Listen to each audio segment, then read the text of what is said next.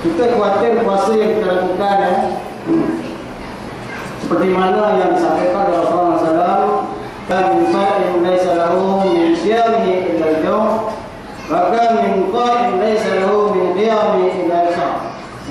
Berapa ramai orang yang berpuasa di kalangan kita, tetapi dia tidak mendapat apa-apa pun daripada puasanya melainkan lapar. Dan berapa ramai di kalangan kita yang mendirikan qiyam pada malam Ramadan, dia tidak mendapat apa-apa daripada qiyamnya melainkan hanya letih menjaga malam. Ini sabda Rasulullah SAW. Jadi kita mengharapkan puasa yang akan datang ini adalah puasa yang memberikan kita kelebihan dari segi ganjaran pahala, keberkatan, rahmat daripada Allah Taala, keampunan daripadanya, dan yang lebih daripada itu kita menjadi orang-orang yang bertakwa. Mengetahui dan melaksanakan amalan sunat di bulan Ramadan.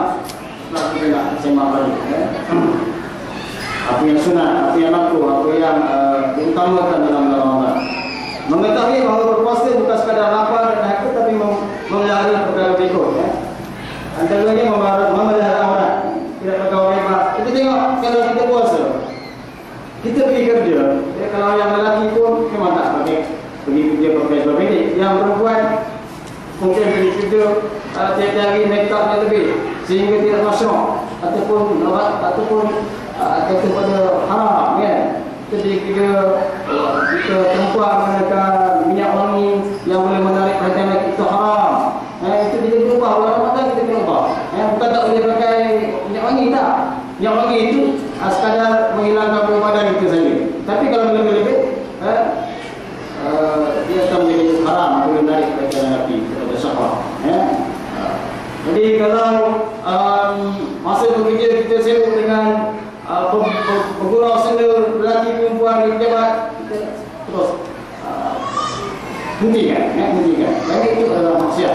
Dan kita berpuasa takut puasa yang kita buat tadi, seperti Nabi kata, ramai yang puasa tapi puasanya dia dapat apa pun. Tengok TV, kat rumah tengok TV.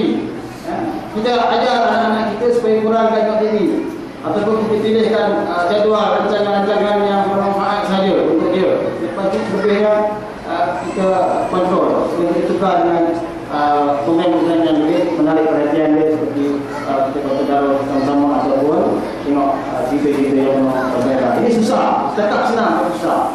Pasang TV, ditukar channel sini, kita tukar ayat OSIS, kita tidak pun keluar kita tukar yang lain. Itu kita perlukan.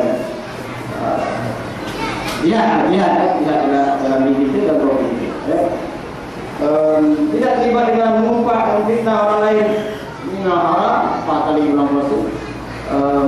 Saya ingat hadis Nabi Jibril alaihissalam, dia kata, ya Rasulullah, dia berdoa, abaikanlah mereka yang bila hampir tiba bulan Ramadan, mereka tidak melakukan yang pertama, anak-anak tidak memohon ampun kepada kedua ibu bapa. Yang kedua, isteri-isteri tidak memohon maaf kepada suaminya. Yang ketiga, kita belum lagi mereka yang belum memohon maaf kepada jiran tetangganya. Bukan ia, semua puasa. Sebab puasa itu kita nak direct dengan Allah Ta'ala, tetapi hubungan kita dengan nas tak settle, maka kita itu gangguan-gangguan. Seperti macam kita naik haji lah. Tinggal maaf kepada kawan-kawan kita semua, halal makan minum. Tetapi hadis Jibril ini, dia beritahu Rasulullah supaya abaikanlah 3 orang berpuasa ini. Apabila dia belum lagi memohon ampun, seorang isteri belum memohon ampun kepada suami, seorang anak belum memohon ampun kepada bapanya, dan seorang tetangga belum memohon ampun kepada tetangga yang lain. So, jangan penuntut minta maaf bersama. Kalau tak semua dia kata semua minta maaf dan jaga-jaga saya semua. Mungkin aku akan selesai juga. Kadang-kadang pun tak mendoakan.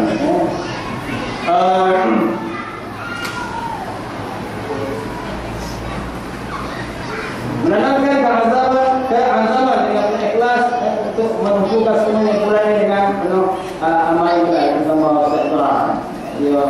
yang mengetik suami yang malu. Ikhlas, ikhlas. Ikhlas sengaja kak, supaya juga buat. Ini negatif ya, negatif ikhlas. Bila Allah. Kita nak puasa, aku ni puasa dengan kawan, itu bisikkan syaitan. Astagfirullahaladzim. Ikhlas kepada Allah Taala. Negatif ni. Apa amalan pada aku? Batin ni kita. Supaya syaitan tidak menguasai hati kita.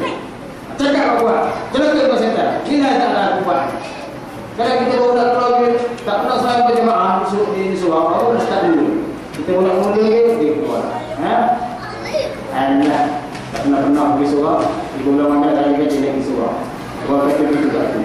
Bukan buat kata, syaitan adalah dia kita je yang berkata. Syaitan kena kita, ikat. Apa syaitan buat kata kita? Sebab syaitan dah lama bertahu kita. Nah, seperti ikut dalam istilah lah. Dia nak namanya Ustaz. Menyusun amalan di bulan Ramadan seperti membuat jadual ringkas seperti berikut. Jadual ringkas subuh, bangun awal, solat, sunat 2 rakaat, tahajud. Bangun awal, kalau subuh 5:45, terima bangun lah. Terima bangun, tahajud 2 rakaat. 2 rakaat je, simple 2 rakaat. Kalau bangun awal sikit ya. Pasal semua cukup air. Tak jadi macam puasa yang diri 2-3 jam puasa. Kalau tak sahur, ini jangan. Tidur pukul 11, tidur pukul bangun subuh. Tak sahur. Buka tak buka dengan pada si air kan? Kembali. Kita yang bila puasa, sebab Nabi kata kita samakan puasa kita dengan puasa jauh. Jadi kita paling kurang mana-mana pun setelah air. Solat sunat sebelum subuh. Solat subuh di masjid atau surau. Membaca Al-Quran atau mendengarkan surau subuh. Rasulullah bersabda, orang yang membaca Al-Quran dan dia benar dalam membacanya, nanti dia akan bersama para malaikat yang mulia. Dan orang yang membaca Al-Quran terbatik-batik di bahasa Indonesia, melangkah-langkah dan disenang, tapi dia dapat 2 pahala. 2 pahala. Bulan Ramadan kira digandakan 10 hingga 700 kali ganda pahala. Ini yang biasa ni. Dalam bulan Ramadan kali dengan 10 dari bawah. Atas mandi digandakan sehingga 700 kali ganda. Rasulullah bersabda, berpaman seorang mukmin membaca Al-Quran seperti buah otak bahawa wangi rasanya manis. Dan berpaman seorang mukmin yang tidak membaca Al-Quran seperti buah kurma yang tidak ada baunya dan rasanya manis. Buah kurma tak ada rasa, tapi tak ada bau, tak ada rasa. Itu orang mukmin yang tak baca Al-Quran. Yang mukmin baca Al-Quran atas itu buah otak bau wangi, rasa pemanis. Dan berpaman seorang munafik yang baca Al-Quran seperti buah beranak, baunya wangi dan rasanya pahit. Dan berpaman seorang munafik yang tidak membaca Al-Quran seperti alhamdulillah tidak ada baunya dan rasanya pahit. Orang munafik yang baca Al-Quran juga ialah dia mempercayakan di Islam, tapi dia tidak di Islam. Dia baca Al-Quran, di Islam. Ini pemahamannya Nabi beritahu seperti orang yang tidak ada, kalau buah itu tidak bau dan rasanya pahit. Waktu pagi kita buat dengan menghayati baca Al-Quran, zikrullah dalam Al-Quran, kita lah aktif lepas ni. Dengan buka dah apa ni. Jadi ada faham boleh? Tengok. Sebab dia mesti anak lagi. Bekerja seperti biasa. Tengah hari solat tu berjemaah di masjid. Kalau di tempat kerja kita tak ada orang yang sembahyang berjemaah, kita mulakan. Kita ada semasa 2 hari lagi. Lepas pergi pejabat esok cari ruang-ruang pejabat yang kosong kita bersihkan. Paling banyak tu.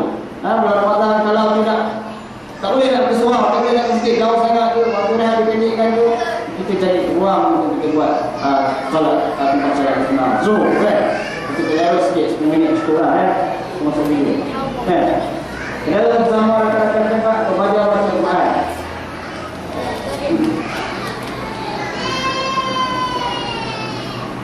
Asal, solat asal di masjid, baca Al-Quran.